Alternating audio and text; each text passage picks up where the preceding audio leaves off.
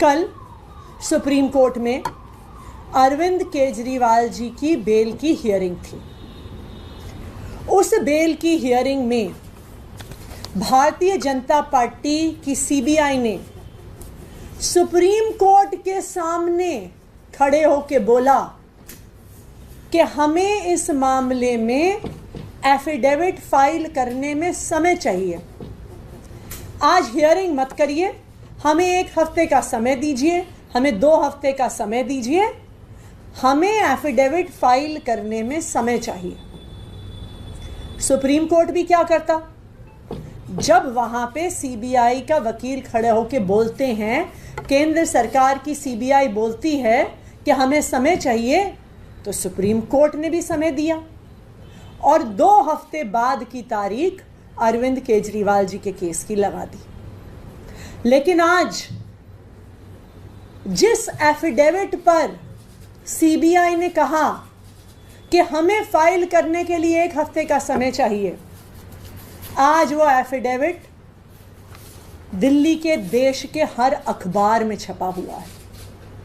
इसका क्या मतलब है कि जो एफिडेविट सीबीआई कह रही थी कि हमने तैयार नहीं किया, हमें तैयारी के लिए 1 हफ्ते का समय चाहिए, तो वो आज देश के हर अखबार में कैसे छप गया? इसका मतलब है एफिडेविट तैयार था। इसका मतलब है कि सुप्रीम कोर्ट को झूठ बोला गया। इसका मतलब है कि सिर्फ अरविंद केजरीवाल को कुछ दिन और जेल में रखने की साजिश कर रही है भारतीय जनता पार्टी की सेंट्रल ब्यूरो ऑफ इन्वेस्टिगेशन। और आप इस षड्यंत्र को देखिए, साफ साफ भाजपा का षड्यंत्र नजर आता है। साफ साफ नजर आता है कि किस तरह से भारतीय जनता पार्टी ईडी और सीबीआई को अपने राजनीतिक हथियार की तरह इस्तेमाल कर रही है। 20 जून को दिल्ली के मुख्यमंत्री अरविंद केजरीवाल जी को बेल मिलती है, ट्रायल कोर्ट से बेल मिलती है, पीएमएलए वाले मामले में बेल मिलती है, ईडी वाले मामले में बेल मिलती है। उस ऑर्डर के अपलोड होने से पहले ही ईडी 21 जून की सुबह हाईकोर्ट पहुंच जाती है और ऑर्डर आए बिना उस ट्रायल कोर्ट द्वारा दी गई बेल को स्टे करा देती है। 21 जून को 22 जून को अरविंद केजरीवाल जी और उनके वकील हाईकोर्ट के इस ऑर्डर के खिलाफ सुप्रीम कोर्ट जाते हैं स्टे को हटवाने के लिए। और भारतीय जनता पार्टी को पता है कि सुप्रीम कोर्ट से हर इंसान को न्याय मिलता है, तो भारतीय जनता पार्टी क्या करती है कि उनको जब पता चल जाता है कि ईडी के केस में तो बेल मिल गई, तो वो 26 जून को अरविंद केजरीवाल जी को सीबीआई से अरेस्ट करवा लेते हैं कि वो किसी भी तरीके से जेल से बाहर ना आ सके। तो जब 11 जुलाई को अरविंद केजरीवाल जी को सुप्रीम कोर्ट से भी ईडी के मामले में बेल मिल जाती है, फिर भी आज 24 अगस्त तक अरविंद केजरीवाल जी षड्यंत्र की वजह से जेल से बाहर नहीं आ पाए।